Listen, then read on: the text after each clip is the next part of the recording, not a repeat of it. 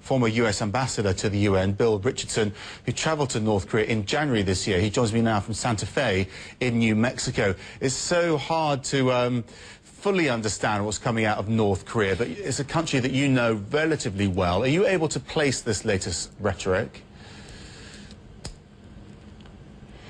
Well, it's the most intense that I've ever seen. The rhetoric, the threats, the bluster. Many times the North Koreans use this rhetoric to get negotiating advantage, but this time I think it's a little different. It has something to do with a new leadership in North Korea. We don't know who's in charge. The young new leader, I believe, is in charge, but the issue is who's influencing him. Is it the hardliners, the North Korean military, some members of his family that are hardline? The big danger here is the uncertainty. Hopefully cooler heads will prevail. The good news is this is just talk. It's not as bad as it was, say, 2 years ago when the North Koreans shelled the South Korean island and some of the ships. But still, it's a very, very tense period. Doesn't it mean that America has to have some sort of strategy in case there is an attack? Well, yes, and I believe America's preparing and pursuing the right strategy, shifting the interceptors, the missile interceptors, away from a Russian threat to a potential North Korea threat.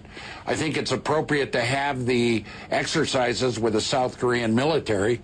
Our commitment is to South Korea and Japan. And then lastly, you know, those sanctions at the United Nations, they were deserved, I believe, because North Korea launched the missile. They had an underground nuclear test. What is needed is a dialogue, some kind of out-of-the-box diplomacy, some kind of UN special envoy, something that will talk to the North Korean leadership, because we know very little about them. I was there. I've been there many times. But it's uncertain who's calling the shots there, and that's the problem. Is there any chance that America may decide to preempt a North Korean attack? Well, you know, I'm not an insider. I'm a supporter of the president, but I don't know the latest developments.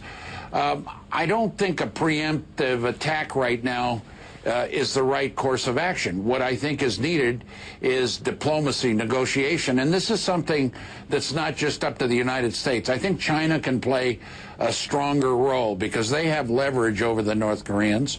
I think South Korea is in a great position with a new president to maybe start a dialogue, a humanitarian dialogue. But I think some quick diplomacy is needed because things are getting out of hand. Why not just call off these exercises with South Korea? Because they're part of our treaty obligations with South Korea. And I do think the North Koreans, their rhetoric, their threats for the missiles, I think that some kind of response is warranted.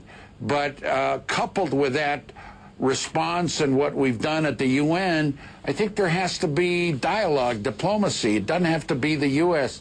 It can be something new and different. Perhaps the United Nations, the UN Security Council can ask the Secretary General, who's a South Korean, the World Bank President, who's a South Korean American, some kind of envoy, some kind of out-of-the-box diplomacy that might cool things down.